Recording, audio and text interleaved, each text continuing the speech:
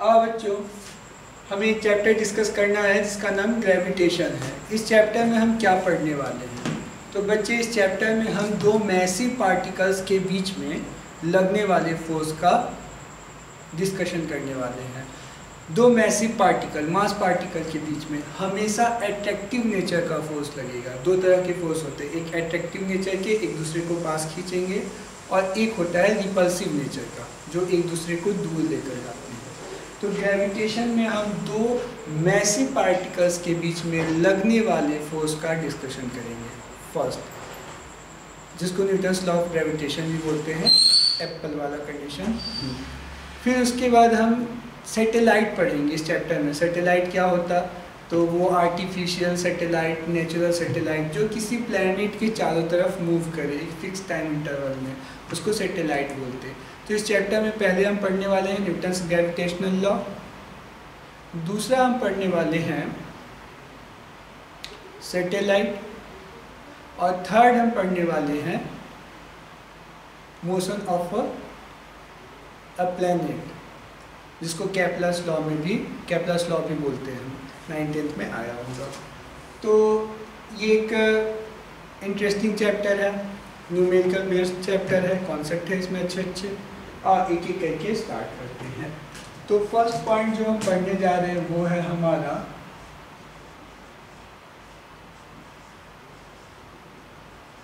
Newton's laws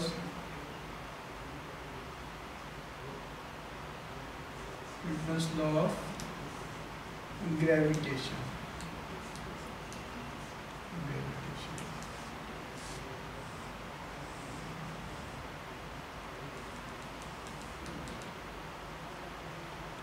Newton's law of gravitation पहले समझ लेते, फिर स्टेटमेंट लिखेंगे।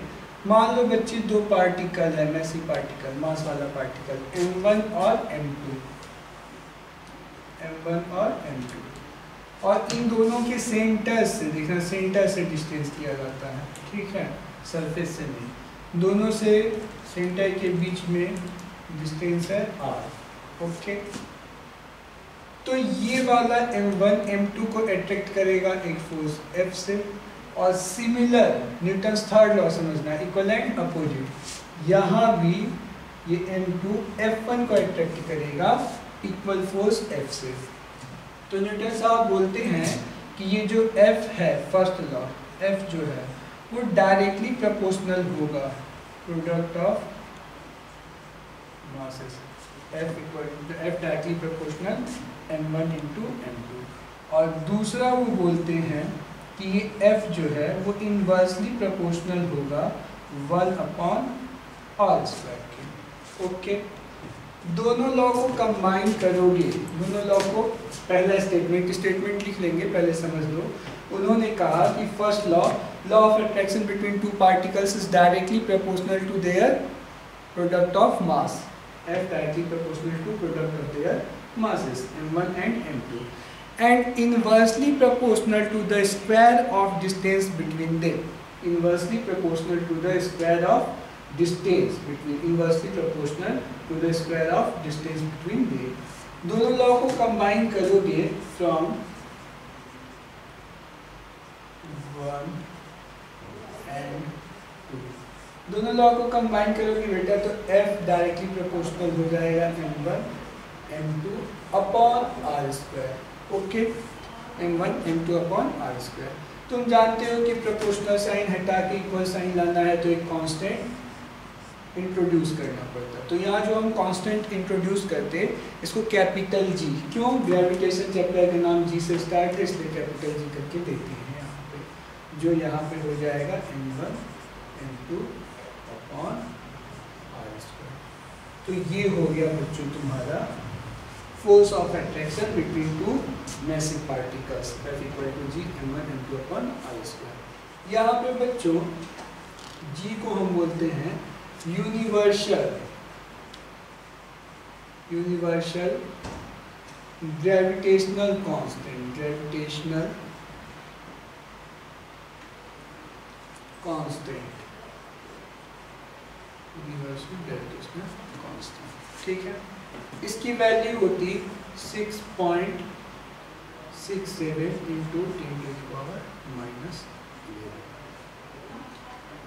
यूनिवर्सल बोलने का मतलब यहाँ पे ये है बेटा कि इसकी वैल्यू, जी की वैल्यू मीडियम पे डिपेंड नहीं करती। ये कहीं भी तुम चले जाओ, यहाँ एयर में रखो दो मैसिव पार्टिकल्स को, या वाटर के इनसाइड, या किसी ऑयल के इनसाइड, या वैक्यूम में ले जाके रखो, ये जी जो है वो चेंज नहीं होता। बहुत सारे ऐसे कांस्टेंट होते हैं जो मीडियम डिपेंडेंट होते हैं। मीडियम चेंज करोगे, एयर से वाटर जाओगे, वाटर मतलब दो मैसिव पार्टिकल को एयर में रखो तो अलग फोर्स, वाटर में रखो तो अलग फोर्स, ऐसा नहीं होगा। दोनों ही कंडीशन में फोर्स, आइडेंटिकल सिचुएशंस में फोर्स इक्वल लगेंगे। क्यों ऐसा लगेगा? क्योंकि यहाँ पे जी काम करता है जिसका नाम यूनिवर्सल, कभी चेंज ना होने वाला, कहीं चेंज ना होने वाला कांस्टेंट होता है। तो ये हो गया तुम्हारा न्यूटन्स लॉ ऑफ ग्रेविटेशन का आउटलुक, एक व्यू हो गया है ना। तुम 11th में हो तो तुम्हारे लिए इसका स्टेटमेंट लिखना भी बनता है, उसको भी लिख लेते हैं। फिलहाल इसको नोट कर लो बच्चों, फिर स्टेटमेंट लिखते हैं।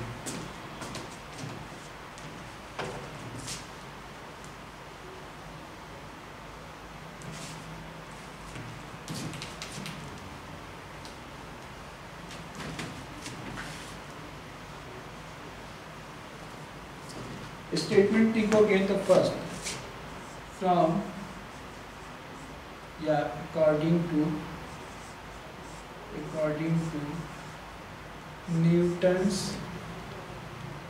Law of gravitation, Newton's law of gravitation, according to Newton's law of gravitation, the force of attraction, the force of attraction between two massive particles is directly proportional to the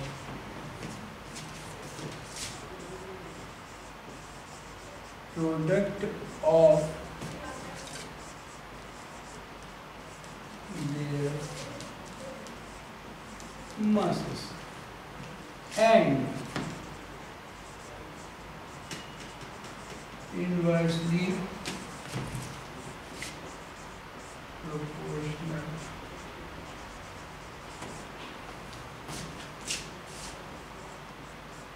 to the square of distance between. तो ये हो गया statement. इसका equation बना के और F का जो फॉर्मूला था वो हम लोगों ने लिख ही लिया। पहले हमने यही लिख लिया Gm1 m2 upon r²। Okay बच्चों, तो ये फोर्स दोनों स्टेटमेंट से आ जाता है। यही पे दोनों स्टेटमेंट है। पहला है directly proportional to the product of their masses और दूसरा है inversely proportional to the square of distance between them. तो ये हो गया न्यूटन्स लॉ ऑफ ग्रेविटेशन का स्टेटमेंट। ठीक है बच्चों, इसको लिख लो, नोट करो। अभी इस पर हम और भी बातें करने वाले हैं। ओके, लिखते चलो, लिखते जाओगे तो नोट्स बन जाएगा, है ना, और लिखोगे तो समझ में भी आएगा।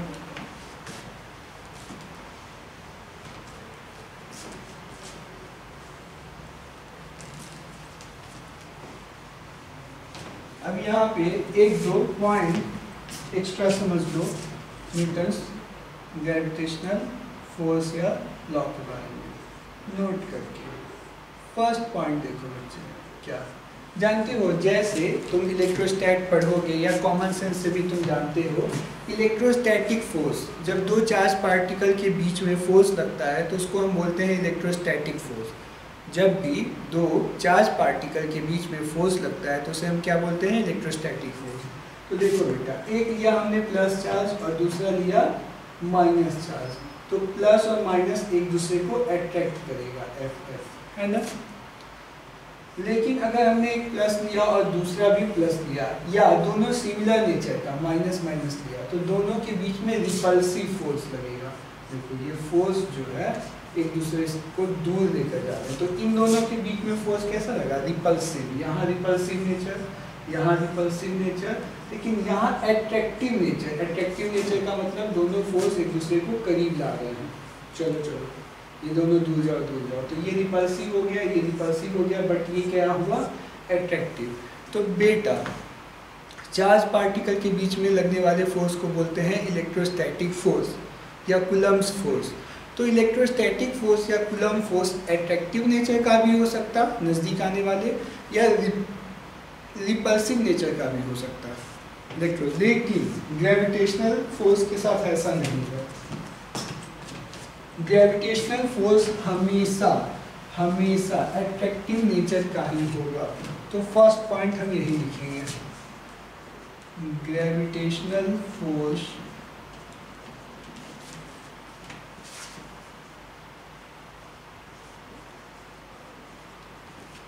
is always attractive in nature, whereas electrostatic force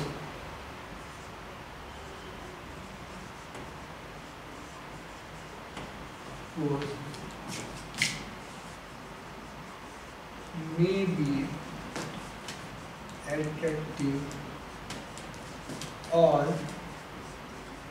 repulsive in nature। ठीक है, तो यहाँ पे आपने एक पॉइंट सीखा कि ग्रेविटेशनल फोर्स कैसा होगा? हमेशा एट्रैक्टिव नेचर का होगा, जबकि इलेक्ट्रोस्टैटिक फोर्स कैसा हो सकता है? इलेक्ट्रिक और एट्रैक्टिव और रिपल्सिव दोनों नेचर का हो सकता है। अब तुम्हारे मन में ये सवाल आ सकता है कि सर क्यों आपने इलेक्ट्रोस्टैटिक फोर्स से ही कंपेयर किया, किसी और फोर्स से क्यों नहीं कंपेयर किया? स्प्रिंग फोर्स और बहुत तरह के फोर्सेस हैं। तो देखो बेटा दोनों मिलते जुलते हैं, इलेक्ट्रोस्टैटिक फोर्स और ग्रेविटी दोनों लगभग एक जैसे। जैसे देखो मैं तुम्हें बताता, ग्रेविटेशनल फोर्स का फॉर्मूला लिखते हैं ना, G m1m2/r²। अभी देखा था हम लोगों ने। इलेक्ट्रोस्टैटिक फोर्स में जाओगे तो दो चार्ज पार्टिकल, एक Q1 ले लो, दूसरा Q2 ले लो, और दोनों के बीच का डिस्टेंस r ले लो। तो इनके बीच जो फोर्स ऑफ, यहाँ तो रिपल्सन लगेगा क्योंकि सिमिलर नेचर में है, तो ये F का फॉर्मेट होता है K Q1 Q2/r²। तुम देखो ना दोनों का फोर्स का फॉर्मेट, यहाँ F, यहाँ F, यहाँ G कांस्टेंट, यहाँ K constant K, m1 m2 q1 q2 upon r²। तो ये दोनों फोर्स एक्चुअली एकदम से सेम फॉर्मेट में काम करते हैं और दोनों कंजर्वेटिव नेचर के भी हैं। तो जब दोनों सिमिलर टाइप के फोर्सेस हैं, कंजर्वेटिव टाइप के हैं, और फोर्स का फॉर्मूला का फॉर्मेट भी मैच होता है, तो कंपेयर होना लाजमी है, कंपेयर होगा ही। तो इन दोनों फोर्स में ये ग्रेविटेशनल हो गया तो G लगा दो, और ये इलेक्ट्रोस्टैटिक या चार्ज हो गया तो कूलम्बिक इलेक्ट्रोस्टैटिक E लगा दो। तो ये दोनों का फॉर्मेट सेम होता है, लेकिन दोनों में सबसे फंडामेंटल और बेसिक डिफरेंस क्या है? ये हमेशा एट्रैक्टिव नेचर का होगा ग्रेविटेशनल वाला, और इलेक्ट्रोस्टैटिक का E वो कैसा होगा? एट्रैक्टिव और रिपल्सिव दोनों हो सकता। तो ये एक बेसिक फंडामेंटल डिफरेंस है। ये ऑब्जेक्टिव पॉइंट में पूछते हैं, इसलिए आपको मैंने बताया। क्यों दोनों को ही कंपेयर किया? दोनों बोले तो ग्रेविटेशनल फोर्स और इलेक्ट्रोस्टैटिक फोर्स को ही क्यों कंपेयर किया सर? इसलिए कंपेयर किया कि दोनों का फोर्स का फॉर्मूला का फॉर्मेट सेम है, दोनों कंजर्वेटिव नेचर का है। याद करो वर्क पावर एनर्जी में हमने पढ़ा था ना, कंजर्वेटिव और नॉन कंजर्वेटिव फोर्सेस। तो ये दोनों कंजर्वेटिव है, मिलते जुलते फोर्स हैं, सिमिलर टाइप ऑफ फोर्सेस हैं, इसीलिए इनको कंपेयर, फॉर्मूला का फॉर्मेट भी मैच होता है, इसलिए इनका कंपेयर बनता है। ओके, जैसे तुम दो बच्चे हो 12वीं के या 11वीं के, और दोनों ने साइंस ले रखा है, तो दोनों में कंपेयर होगा ना कि देखो इस बच्चे ने नीट निकाला, इसने नहीं निकाला। लेकिन एक बच्चा कॉमर्स का हो और एक साइंस का हो, तो दोनों में कंपेयर थोड़ा मुश्किल है। वो साइंस के स्ट्रीम से अपना नीट जेई को गया, ये कॉमर्स से सीएस को गया, तो इन दोनों में कंपेयर करना थोड़ा मुश्किल है, लेकिन सेम स्ट्रीम में हो, सेम फॉर्मेट में हो तो कंपेयर बनता है। उसी तरह से ग्रेविटेशनल फोर्स और इलेक्ट्रोस्टैटिक फोर्स में कंपेयर बनता है, ऑब्जेक्टिव क्वेश्चंस बनते हैं, क्योंकि दोनों कंजर्वेटिव नेचर के होते हैं। मैंने कई बार रिपीट किया, ध्यान से सुनिए, दोनों ही कंजर्वेटिव नेचर के हैं और दोनों के फोर्स का फॉर्मूला भी सेम फॉर्मेट, एक जैसा है, सिमिलर है। नोट का दूसरा पॉइंट मैं मतलब इसको नोट कर लो, देखो लिखते जाओगे तो चीज़ें समझ में आएंगी। तुम तो जानते ही हो, मैं कहता हूँ लिखा करो, एक बार नोट्स बना लो और फिर इसको थोड़ा सा रफ नोटबुक पे भी लिख लो 2-3 बार। दूसरा पॉइंट हो गया बच्चे, gravitational force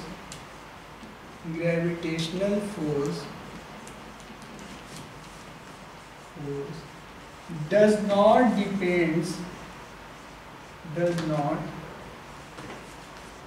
depends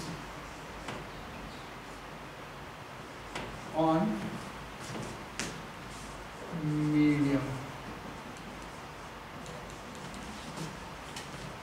whereas electrostatic force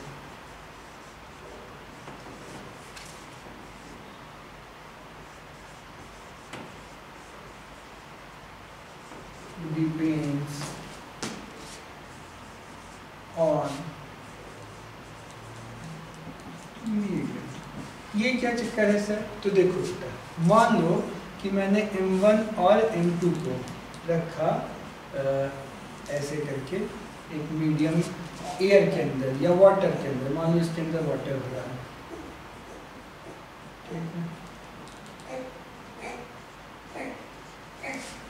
तो यहाँ पे तुम्हारा जो फोर्स लगेगा वो क्या होगा, दोनों के F = G M1 M2 / R²।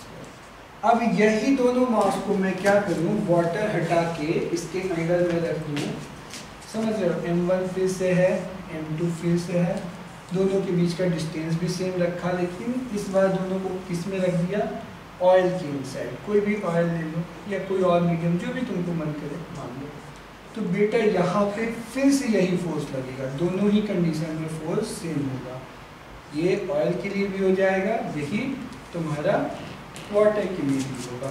तो इसका मतलब कि आपने मास को वाटर के अंदर रखा या ऑयल के अंदर रखा, इस बात से कोई फर्क नहीं पड़ा फोर्स को, फोर्स की वैल्यू उतनी ही रही, फॉर्मूला वही रहा, है ना? क्योंकि इसका जी जो है वो यूनिवर्सल कांस्टेंट है, वो मीडियम पे डिपेंड नहीं करता। लेकिन यही अगर तुम इलेक्ट्रोस्टैटिक फोर्स की बात करोगे, ये Q1 लिया और ये Q2 लिया, है ना?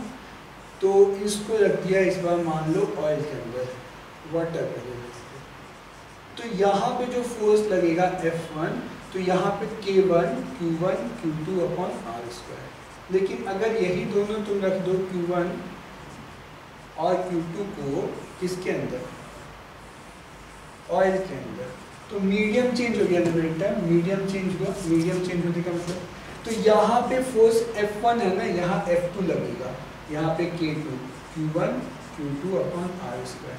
क्यों सर? क्योंकि ये इलेक्ट्रोस्टैटिक फोर्स का जो कांस्टेंट है K1 और K2, ये मीडियम डिपेंडेंट होता है। जैसे जैसे मीडियम को चेंज करोगे वैसे वैसे K की वैल्यू चेंज होती जाती है, समझ रहे हो? तो दोनों में फिर से दोनों में क्यों कंपेयर किया सर आपने, इलेक्ट्रोस्टैटिक फोर्स में और ग्रेविटेशनल फोर्स में? तो बेटा ये दोनों सिमिलर टाइप ऑफ फोर्स है, फॉर्मूला का फॉर्मेट सेम है, तो ये दोनों में जैसे नहीं बताया साइंस के स्टूडेंट में कंपेयर बनता है, वैसे ही ये कंपेयर बनता है ऑब्जेक्टिव पॉइंट ऑफ व्यू से नीट और जेई के लिए, एमसीक्यूज के लिए। तो मैं तुम्हें ये सिखाने की कोशिश कर रहा कि ग्रेविटेशनल फोर्स को वाटर में रखो, ऑयल में रखो, या जहाँ ले जाके रखना है यूनिवर्स में, ब्रह्मांड में कहीं रख दो, उनके बीच का लगने वाला फोर्स F ऐसा होगा, वो G जो है वो चेंज नहीं होगा, यूनिवर्सल ग्रेविटेशनल कांस्टेंट। लेकिन दो चार्ज पार्टिकल के साथ ऐसा नहीं है, उनका मीडियम चेंज करोगे, वाटर से ऑयल चेंज करोगे, ये ऑयल के अंदर रखा हुआ था, ये वाटर है, तो उनके बीच लगने वाला ये जो कांस्टेंट है वो मीडियम डिपेंडेंट होता है, इसलिए ये चेंज होता जाएगा, और जब K की वैल्यू चेंज होगी तो ऑब्वियसली फोर्स की भी वैल्यू चेंज हो जाएगी। इसीलिए कहा जाता है कि gravitational force does not depends on medium does not depends on medium, whereas electrostatic force depends on medium. ये मीडियम डिपेंडेंट हो गया, ठीक है, मीडियम सराउंडिंग मीडियम डिपेंडेंट। लेकिन ये कैसा हो गया, मीडियम पे डिपेंड नहीं हो गया, does not depends on.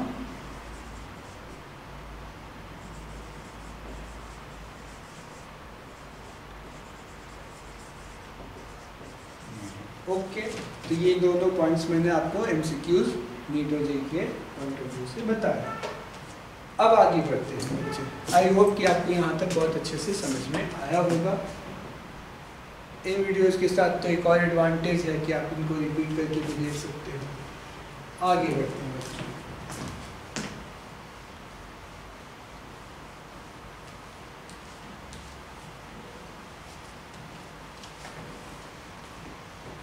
Note करते जाना, नोट करते जाओगे तो भी चीज़ें अच्छे से क्लियर होगी। ओके, अब next important, very important section जो हमें पढ़ना है, ये बोर्ड के व्यू से कह लो, नीट जेईई के व्यू से कह लो, ये जो सेक्शन अभी हम पढ़ने वाले हैं बहुत इंपॉर्टेंट है, क्योंकि इस पे न्यूमेरिकल्स भर भर के आते हैं, ठीक है, और इसका डेरिवेशन बोर्ड में पूछा जाता है। तो डेरिवेशन पॉइंट ऑफ व्यू से ये बोर्ड के लिए इम्पॉर्टेंट है, और न्यूमेरिकल पॉइंट ऑफ व्यू से ये तुम्हारा जेईई और नीट के लिए वैलिड है, इम्पॉर्टेंट है। वो क्या, इसको देखो, इसको कहते हैं, हेडिंग डालेंगे एक्सीलरेशन ड्यू टू ग्रेविटी। ये ग्रेविटी क्या हो गया सर, तो किसी प्लैनेट की वजह से किसी पार्टिकल पे जो फोर्स लगेगा, ग्रेविटेशनल फोर्स, खास करके प्लैनेट के लिए उसको ग्रेविटी बोल देते हैं। मतलब ये gravitational force, acceleration due to gravitational force, एकदम सिंपल, एकदम छोटे बच्चों की तरह समझना चाहो तो समझ जाओ acceleration due to gravitational force, gravity, ठीक है, ग्रेविटेशनल फोर्स, ग्रेविटी। अब देखो बच्चे, इसमें हमने क्या किया, ये हमने अर्थ ले लिया या कोई भी प्लैनेट ले लिया, तो मैंने कहा था ना सारा का सारा मास सेंटर पे लेते हैं, centre of mass, COM, centre of mass. ये हो गया तुम्हारा R, R क्या हो गया, रेडियस ऑफ अर्थ। तो और यहाँ पे छोटा सा particle near the surface of earth, small m, ठीक है, ये मान लो हाइट h। तो यहाँ पहले टर्म्स कंसीडर कर लो क्या क्या है, तो लिख लेंगे, let us consider a particle of mass small m situated at height h from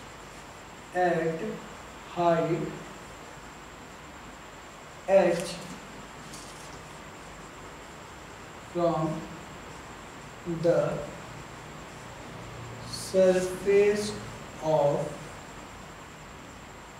earth as shown in figure, ठीक है। Let us consider a particle of mass small m situated at height h from the surface of earth as shown in figure, ये देखो, है ना। अब बात करते हैं ये m और क्या है, m और यहाँ where capital M equal to mass of earth, capital M क्या हो गया, मास ऑफ अर्थ, और कैपिटल R क्या हो गया, इसको कहेंगे रेडियस ऑफ, किसी भी प्लैनेट की बात करोगे तो आ जाएगा, है ना, हम अर्थ पे हैं तो अर्थ की बात कर रहे हैं, तो रेडियस ऑफ अर्थ, ठीक है, इसकी वैल्यू होती है, ऐसे मैं इंफॉर्मेशन के लिए बता देता, 6400 किलोमीटर, ये रेडियस ऑफ अर्थ होता है, ठीक है बेटा। तो ये m हो गया, ये r हो गया, ये भी नहीं लिखो, इतना ही लिखो ना, m मास ऑफ अर्थ और r हो गया रेडियस ऑफ अर्थ। तो बेटा देखो, तो यहाँ पे ग्रेविटेशनल फोर्स लगेगा ना, ग्रेविटेशनल फोर्स F इसको अट्रैक्ट करेगा, एफ से, तो ये एफ कितना होगा? तो एक और समझ लेते हैं कि सेंटर से, अर्थ के सेंटर से और पार्टिकल तक के डिस्टेंस को हमने स्मॉल आर ले लिया, ठीक है। तो अगर स्मॉल आर लिखोगे तो ये क्या हो जाएगा? Small r equal to distance of particle m from the center of earth, from the center of earth, है ना बच्चे? देख लो, सेंटर से, सरफेस से है h और ये हो गया रेडियस, तो सेंटर से कितना डिस्टेंस हो गया? Small r। तो अगर यहाँ पे लिखना चाहोगे तो रियल में स्मॉल r है क्या? r प्लस h, ठीक है। इसकी कभी जरूरत पड़ेगी इसलिए ऐसा लिखिए बच्चे। अब जो इस पे फोर्स F लगेगा, हम इसके बारे में बात करने वाले हैं। ग्रेविटेशनल फोर्स F लगेगा कितना, ठीक है। ये नोट कर लो, थोड़ा रफ करूँगा फिर आगे बढ़ते हैं।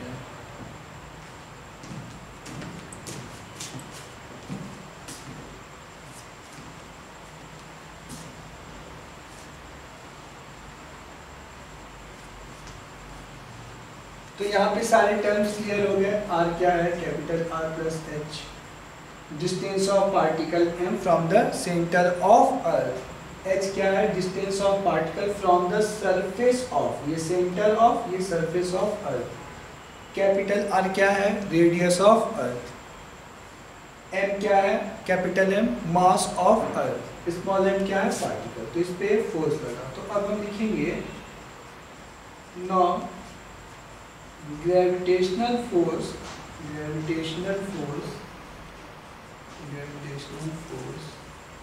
On mass small m। तो अभी फॉर्मूला देखा था हम लोगों ने, क्या होता है formula? G m1 m2 upon r square. तो बेटा यहाँ पे लिखोगे तो F इक्वल टू हो जाएगा कैपिटल G। m1 की जगह हमने पकड़ लिया, कंसीडर कर लिया, मान लो m1 equal to capital M और m2 इक्वल टू है स्मॉल। यही तो मासेस है ना। तो यहाँ पे लिखोगे तो ये हो जाएगा तुम्हारा capital M into small m divided by दोनों के बीच का डिस्टेंस r स्क्वायर। तो इसको हमने पकड़ लिया इक्वेशन 1, ठीक है। F equal to G M into capital M into small m upon r square. ये हो गया तुम्हारा ग्रेविटेशनल लॉ का फॉर्मूला। अब हम लिखेंगे, ये हो गया ग्रेविटेशन फ्रॉम, अब हम लिखेंगे from Newton's second law of motion. Newton second law of motion की बात करोगे बच्चे तो हमारा F इक्वल टू क्या होता था? ma मास इंटू एक्सीलरेशन। यहाँ पे हम इसको स्मॉल m को कंसीडर करने वाले हैं, बड़े वाले m को, क्योंकि अर्थ के रिस्पेक्ट में देखो, अर्थ और ये छोटा मास m, तो ये मूव करेगा क्योंकि इसका मास कम है। अर्थ का इनर्शिया बहुत ज़्यादा होने की वजह से तो मूव करेगा नहीं। तो एक्सीलरेशन किसके लिए? जिसमें मूवमेंट है। तो हम यहाँ F इक्वल टू ma लिखेंगे। बेटा यहीं पे इस a को रिप्लेस कर दिया जाता है g से।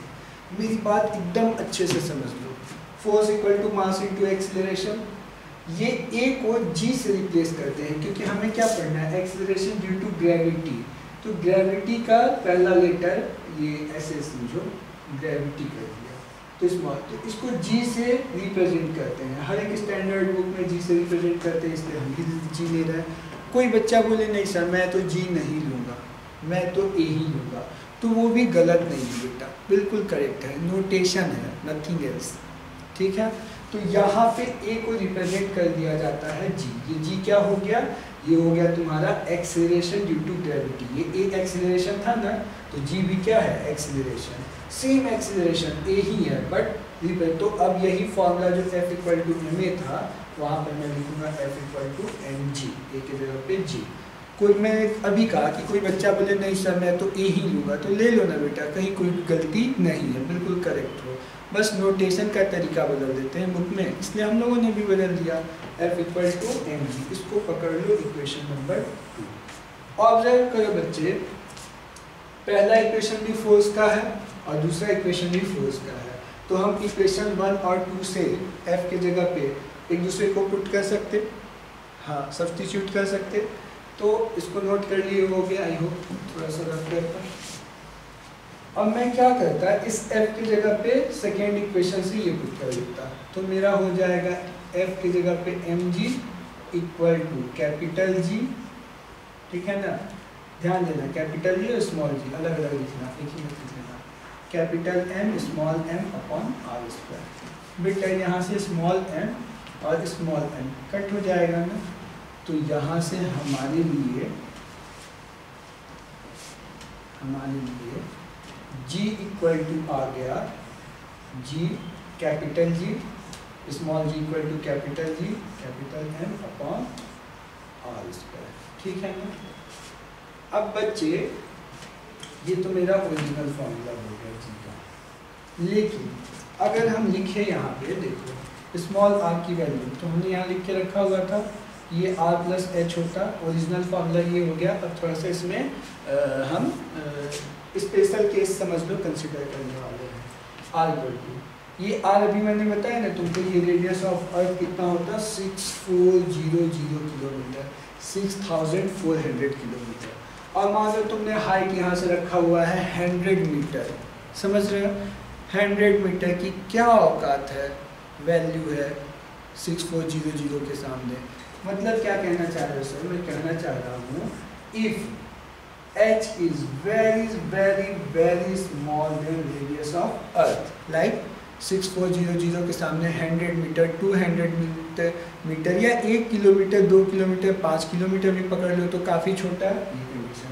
तो इस कंडीशन में r plus h small r equal to almost हो जाएगा r। नहीं समझा सर मैं बताता, मान लो मेरा r हो गया, मान क्या लो ये तो होता है 6400 और इसमें h की वैल्यू मैंने ऐड कर दी 1, h 1 किलोमीटर पकड़ लिया, तो ये कितना हो गया 6401। तो ये ऑलमोस्ट है, इसकी वैल्यू लगभग तो इतनी ही लगेगी ना, तो यही पे हमने ये कंसीडर किया। ओके समझ गए होंगे मैं क्या कहना चाहता। तो इस कंडीशन में small r approximately capital R की इक्वल हो जाएगा। तो यही G का फॉर्मूला हमारा हो गया G equal to G capital M upon are square. लेकिन इसमें हमने कंसीडर क्या कर लिया, near the surface of earth या on the surface of earth. तो जानते हो बच्चे इस G की वैल्यू हम जानते, ये R की वैल्यू हम जानते 6400, ये मास ऑफ अर्थ भी गिवन है होता, मतलब हमें नॉन फैक्टर है। तो सब की वैल्यू रख के जब हम कैलकुलेट करते हैं तो यही आता है 9.8 मीटर पर सेकेंड स्क्वायर, जिसको हम लोगों ने रट्टा मार के रखा हुआ है G equal to 9.8। Approximately numerical solve करने में हम 10 लेते थे ना, ये वही G है। कैसे आया, तो ये देखो मेन फॉर्मूला कौन सा है सर, तो मेन फॉर्मूला ये है, ये स्मॉल r। लेकिन ये एक स्पेशल कंडीशन हो गया, एक स्पेशल कंडीशन हो गया ये कि h काफ़ी छोटा हो।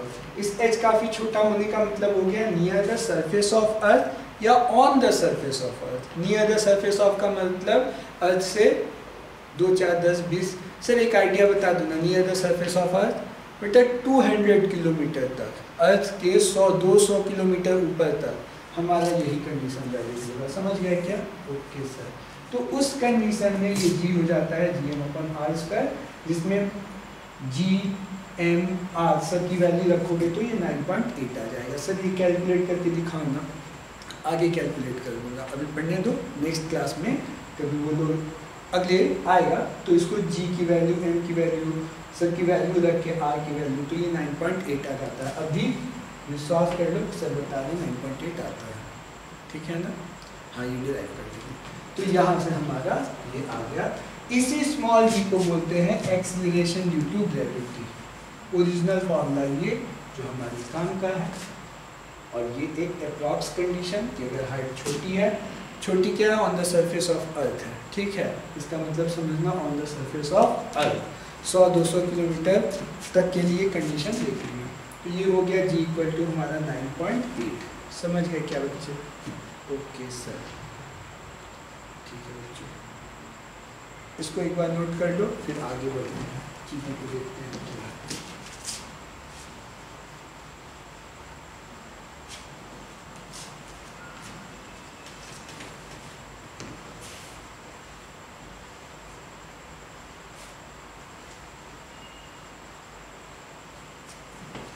अब यहाँ पे बेटा हमने कहा था डेरिवेशंस, 4 डेरिवेशंस आते हैं जिन पे भर भर के न्यूमेरिकल्स पूछे गए हैं, रिपीटेड मैनी टाइम्स, कई बार न्यूमेरिकल्स पूछे गए हैं नीट और जेईई में।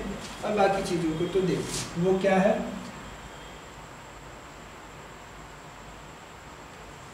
Variation in G, variation in small G. अभी स्मॉल जी तुमने पढ़ा ना, एक्सेलरेशन ड्यू टू ग्रेविटी को बोलते हैं। Variation in small g with different factors, ठीक है, ये है variation in ji with different factors. तो इसमें जी को हमें चेंज करना है, जी जो हमने अभी पढ़ा था ना, G equal to G M upon small are square. तो इसको लिखोगे, अब अगर हमने यहाँ कैपिटल आर ले लिया था, कहने का मतलब इसमें जी में कैसे कैसे चेंज करा सकते हैं सर इस जी में। तो पहला है variation with height, with height, variation with height. जानते हो जितना पार्टिकल ऊपर लेकर जाओगे जी की वैल्यू कम होती जाएगी। मेरी बात समझ लो, अगर नियर द सरफेस ऑफ अर्थ हो या ऑन द सरफेस ऑफ अर्थ हो तो जी की वैल्यू होगी 9.8, लेकिन जैसे जैसे ऊपर जाओगे हाइट बढ़ती जाएगी तो जी की वैल्यू डिक्रीज होती जाएगी, क्योंकि तब तो तुम अभी जो सीखे थे कि R equal to r plus h, इस एच को ऑलमोस्ट हमने जीरो ले लिया था, तभी तो ये R equal to r sir zero नहीं लिया था, काफ़ी छोटा लिया था, तो वही बात हो गई, तो ये हो गया। लेकिन अगर मान लो आर भी अच्छा खासा है 6400, उसके रिस्पेक्ट में ये भी वो मान लो कुछ 2000 किलोमीटर एच की वैल्यू, तब तो ये नेग्लिजिबल नहीं होगा। उस कंडीशन में हाइट के साथ चेंज होगा, ये आर चेंज होगा तो जी चेंज होगा। कहने का मतलब फर्स्ट पॉइंट जो हम पढ़ने वाले हैं, इसको भी मैं ट्रिप में पढ़ाऊँगा, उसको कहते हैं वेरिएशन विद हाइट। किसमें वेरिएशन, स्मॉल जी में, विथ डिफरेंट फैक्टर्स। तो पहला फैक्टर हो गया विथ हाइट। दूसरा, जानते हो बच्चे माइंस वगैरह में अर्थ के अंदर जो हम जाते हैं, तो अर्थ के इनसाइड जाओगे, डेप्थ में जाओगे तो भी जी की वैल्यू चेंज होती है। तो दूसरा हम कहते हैं variation with depth, variation with depth. तीसरा हम कहते हैं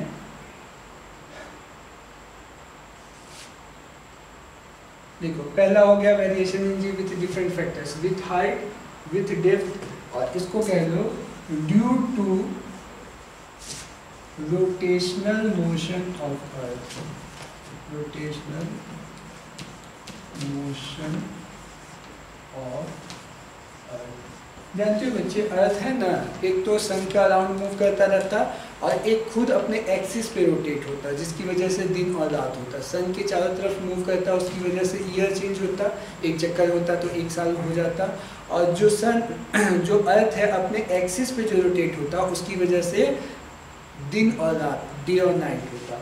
तो ये कौन सा मोशन है sir, due to rotational motion of earth. तो ये जो 24 घंटे वाला रोटेशन होता है अर्थ का, जिसकी वजह से दिन और रात होता है, वो भी जी पे फैक्टर इफेक्टिव होता है, ठीक है ना। तो उसको कहते हैं variation in g due to rotation of motion, rotational motion of earth. और फोर्थ पॉइंट इसको कहते हैं due to shape of earth, due to the shape of the earth, due to the shape of the earth. ये क्या है sir, तो देखो बच्चे, अर्थ को हम यूनिफॉर्म मानते हैं, स्फेरिकल, लेकिन रियल में ऐसा है नहीं। अर्थ जो है थोड़ा सा ऐसे चट्टा जैसा है, पोल्स पे ये चिट्टा है, नॉर्थ पोल साउथ पोल, और इक्वेटर पे ये थोड़ा सा फैला हुआ है। तो ये यूनिफॉर्म स्फीयर जैसा नहीं होता, रियल में ये एलिप्टिकल अंडे जैसा होता है। तो उस सरफेस, उस स्ट्रक्चर की वजह से, शेप की वजह से भी at different places value of G will be different, G की वैल्यू डिफरेंट प्लेस पे डिफरेंट होती जाती है। तो उसको हम बोलते हैं due to the shape of the earth. Variation in ji with different factors, चांस पढ़ने हैं, फुल पढ़ने हैं। Variation with height, variation with depth due to the rotational motion of earth and due to the shape of the earth. Okay, ये 4 हमें पढ़ने हैं। एक एक करके सबका डेरिवेशन है, डेरिवेशन करेंगे, फिर उसमें न्यूमेरिकल सीखेंगे एंड इसी तरीके से कंटिन्यू करते जाएंगे।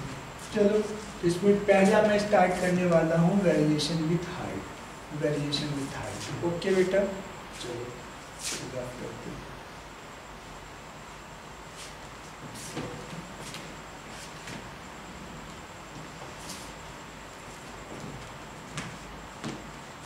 तो बच्चे देखो, फर्स्ट हम सीखने जा रहे हैं वेरिएशन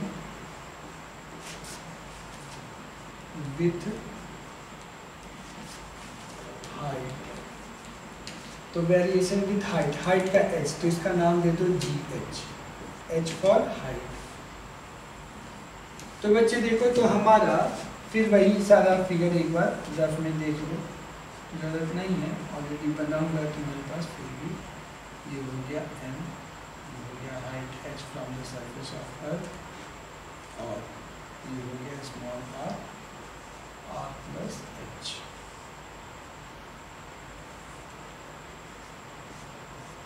हो गया, ओके।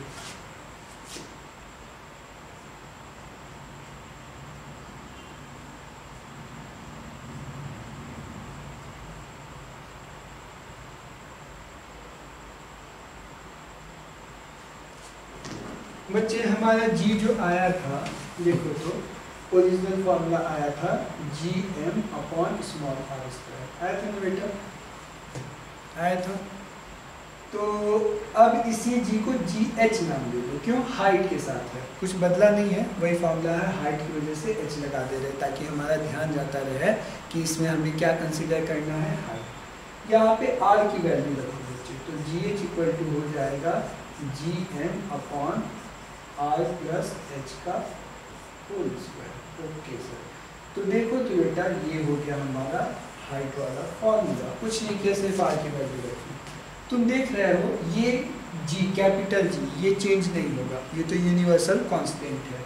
ये मास ऑफ अर्थ, ये भी चेंज नहीं होगा, ये भी कांस्टेंट है।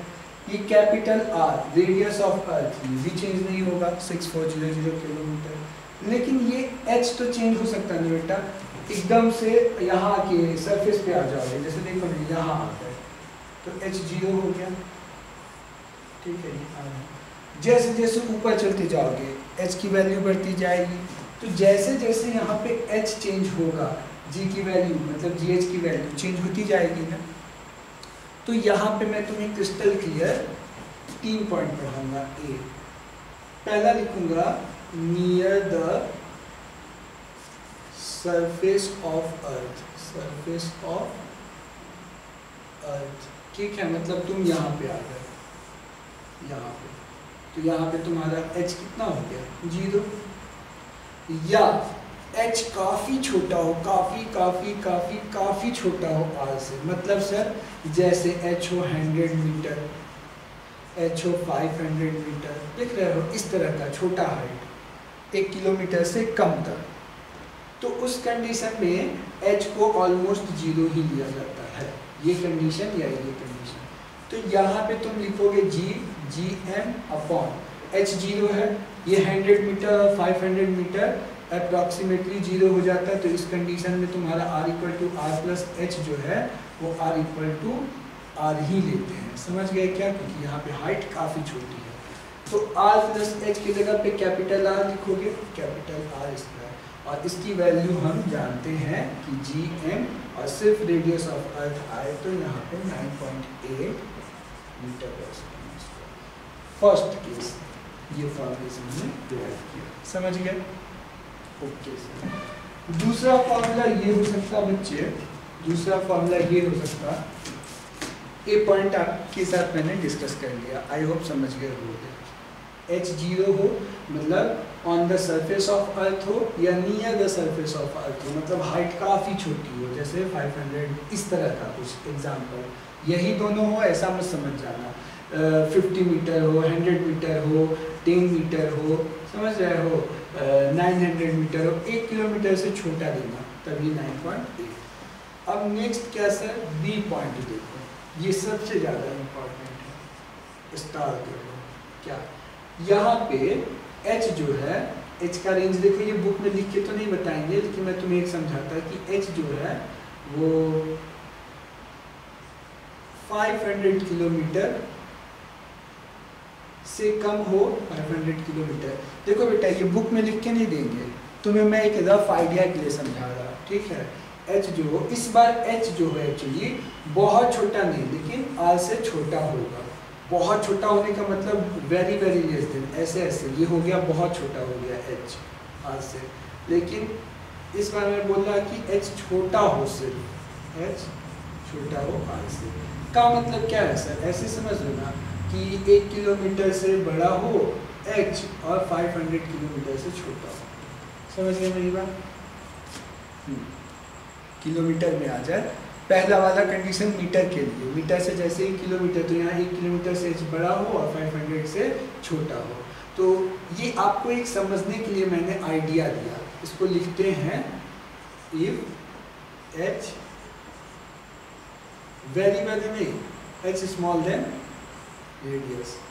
तो इस कंडीशन में आपको आइडिया के लिए मैंने कह दिया था कि ये 1 से h बड़ा हो और 500 या उससे छोटा हो, ऐसा टाइप का।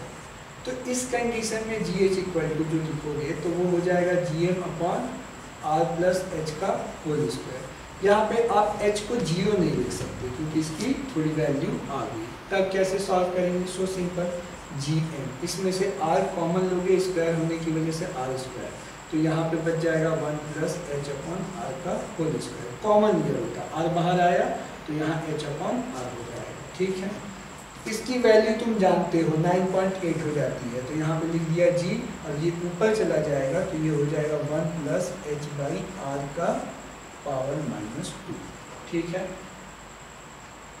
समझ रहे हो, यहाँ तक नोट कर लीजिए। नेक्स्ट देखो और क्या सर, तो हमारा ये gh चला आ रहा है, तो नेक्स्ट हमारा हो जाएगा gh इक्वल टू g क्या है, 1 प्लस h बाई r का पावर -2। अब यहाँ पे मैं एक मैथमेटिकल टर्म यूज करूँगा जो तुम्हारे जीवन में मुझे उम्मीद है पहली बार आएगा। इसको कहते हैं न्यूटन्स बाइनोमियल थ्योरम। क्या बोलते हैं, न्यूटन्स बाइनोमियल थ्योरम। इस थ्योरम का यूज क्या है सर, तो ये थ्योरम बोलता है कि ये जो पावर है ना तुम्हारा, ये पावर यहाँ आके मल्टीप्लाई हो जाएगा with sine, according to Newton's binomial theorem. Maths में आएगा, अलजेब्रा में आएगा 11वीं में। तो GH ये हो गया G, ये 1 का 1, ये -2 यहाँ पे आ जाएगा विथ साइन, तो 2h अपॉन r। सर ये क्या किया आपने, ये मैथमेटिकल टूल यूज किया मैंने जिसको बोलते हैं न्यूटन्स बाइनोमियल थ्योरम, ठीक है। इस पर ज़्यादा परेशान नहीं होना, बस इतना सीख लेना कि ये पावर यहाँ की मल्टीप्लाई हो गया। तो हमारा फॉर्मूला आ गया GH equal to G in bracket 1 minus 2h upon r। ये सबसे कारगर और यूजफुल फॉर्मूला है, क्योंकि सैटेलाइट जो होता है जो सैटेलाइट हम बनाते हैं आर्टिफिशियल, जब हम उसकी बात करेंगे तो वो हम 100 मीटर 200 मीटर 1 किलोमीटर पे तो रखते नहीं हैं, वो हम रखते हैं 1 किलोमीटर से ज़्यादा 500 किलोमीटर से कम, ऐसा कुछ मान लो। तो उस समय ये जी हमारे काम का आ जाएगा। तो पहला हो गया, ए पॉइंट में मैंने बताया जब हाइट आपकी काफ़ी कम हो, 100 मीटर टू 1 किलोमीटर से कम हो सिंपली, तो उसको on the surface of earth consider करते, वहाँ पे हम जी 9.8 लेते। लेकिन जब हमारी हाइट 1 किलोमीटर से लेकर 500 किलोमीटर के बीच में हो, तब हम ये फॉर्मूला यूज करेंगे। और तीसरा और लास्ट पॉइंट जो है वो है तुम्हारा थर्ड पॉइंट, वो क्या है सर, तो अगर हमारा h ग्रेटर देन हो 500 किलोमीटर, ये बुक में आपको एकदम ऐसे लिख के नहीं देंगे, मैं आपको बता रहा कि आपको इससे एकदम सटीक आइडिया लग जाएगा। तो जब हाइट 500 किलोमीटर से ज़्यादा हो तो इस समय कोई अप्रॉक्सीमेशन नहीं, ये पूरा का पूरा फार्मूला हमें यूज करना होगा। बोले तो GH equal to GM/r² common ले लो तो 1 + h/r का होल स्क्वायर। तो ये हो गया थर्ड फार्मूला। तो G के 3 फार्मूले हो गए। Near the surface of earth 9.8 GM/R², 1 kilometre से ज़्यादा 500 किलोमीटर से कम। तो ये वाला फार्मूला सबसे ज़्यादा इम्पोर्टेंट बताया, GH equal to G1 - 2h/r, ये हो गया। और थर्ड वाला ये फार्मूला हो गया। अब इन तीनों फार्मूले पे ठीक है हम एक एक न्यूमेरिकल करेंगे, तब हमें और अच्छे से क्रिस्टल क्लियर हो जाएगा कि ये तीनों फार्मूला यूज कैसे करना है, किस कंडीशन में यूज करना है। ओके, तो नेक्स्ट जब भी इसके नेक्स्ट वाली क्लास में मैं तुम्हें क्या बताने वाला हूँ, numerical on GH, 3 different condition. Near the surface of अर्थ जो कि फिक्स है 9.8, 1 किलोमीटर से ज़्यादा 500 किलोमीटर से कम, तो ये वाला फार्मूला यूज़ करेंगे। और जब हाइट 500 किलोमीटर से ज़्यादा हो जाए, अच्छी खासी हाइट हो जाए, तब ये फार्मूला यूज़ करेंगे। तो तीनों पे एक एक न्यूमेरिकल बताने के बाद ये तुम्हें चीज़ें क्लियर हो जाएंगी। ओके बेटा, एक बार देखो, नोट्स बनाओ, चीज़ें अच्छे से क्लियर होंगी, समझ में आएंगी। मिलते हैं हम नेक्स्ट लेक्चर में। बाय।